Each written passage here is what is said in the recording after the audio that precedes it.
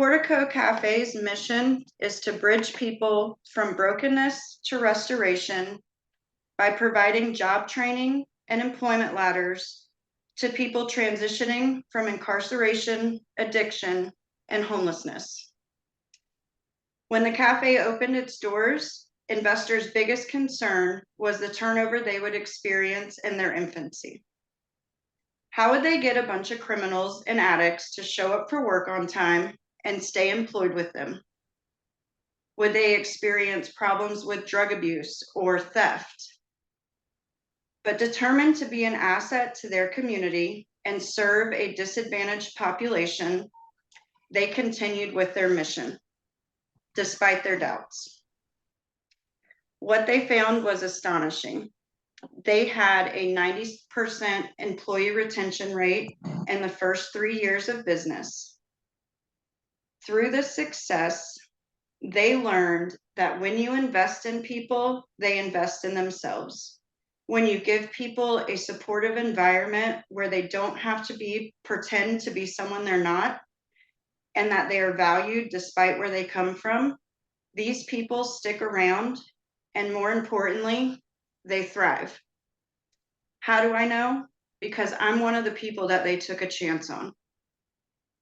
My name is Mvaughan, and today I will persuade you to invest your time and talent into back-to-work programs and view individuals with a criminal record as viable employment candidates. And by the end of this presentation, I'm going to tell you how to do it. First, let's discuss recidivism.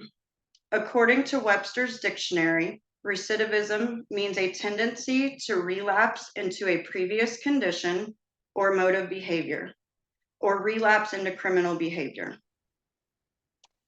Individuals re-entering society after time spent in prison often experience difficulties securing employment, causing them to be unable to provide for their families or themselves and maintain their post-release obligations.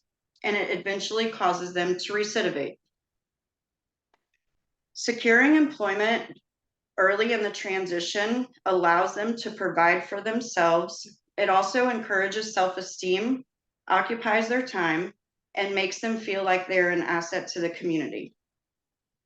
In the article, Out of Prison, Out of Work by Lucius Colote and Daniel Comp on page 3, they calculate that the national unemployment rate for recently released inmates is 27.3%, which is higher than the unemployment rate during the Great Depression in 1933. In comparison, the unemployment rate for the general public is only 5.2%. This is not from lack of trying. This study also found that among 25 to 44-year-old formerly incarcerated individuals, 93.3% of them were active in the labor market. This shows us that people with criminal records want to work and they just struggle to find a job. In addition, a 5-year study conducted by John Nally, the Director of Education for Indiana's Department of Correction, and his colleagues followed 6,561 individuals, finding that employment status and education correlated with a 37.4% and 38% decrease in recidivism. We can solve this problem by investing in community programs that focus their attention on job training and employment services for returning citizens. These programs not only focus on training and education for returning citizens and provide mentors who would support them in their endeavors and walk them through their path to self-sufficiency, they also provide education for respective employers. This provides a social emotional connection, and it helps keep their educational goals on track. They would educate employers on the benefits of hiring individuals with criminal records, which will reduce the amount of discrimination that participants experience.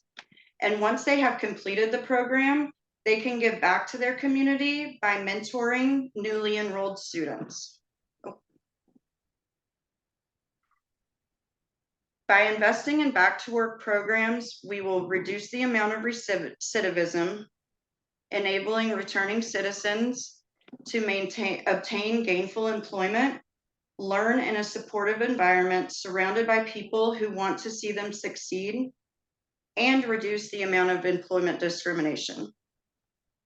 The outcome of these programs will strengthen our communities and save taxpayer dollars.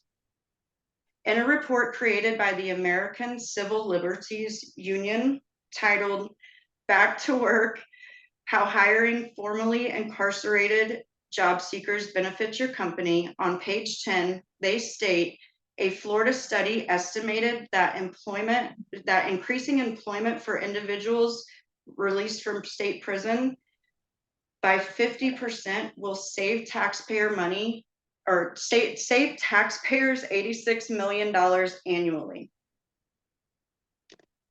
I'm sure you're asking yourself, how would I help? I'm not a hiring manager. I don't have money to donate, but you are a more powerful tool than you realize. Investing in back to work programs does not have to be monetary. Today, I urge you to donate your talents to mentor, your time to teach, and your presence to support. You never know. You might be the bridge to a 40-year-old woman gaining their GED. Or you could be the inspiration for a man that barely graduated high school to go to college. Or maybe you'll be the reason a person recently released gets their first real job because you sat with them and helped them develop an excellent resume. The possibilities are endless, but you'll never know until you get involved. Thank you for your time today. I hope you will consider transforming your community by finding a back to work program to get involved with.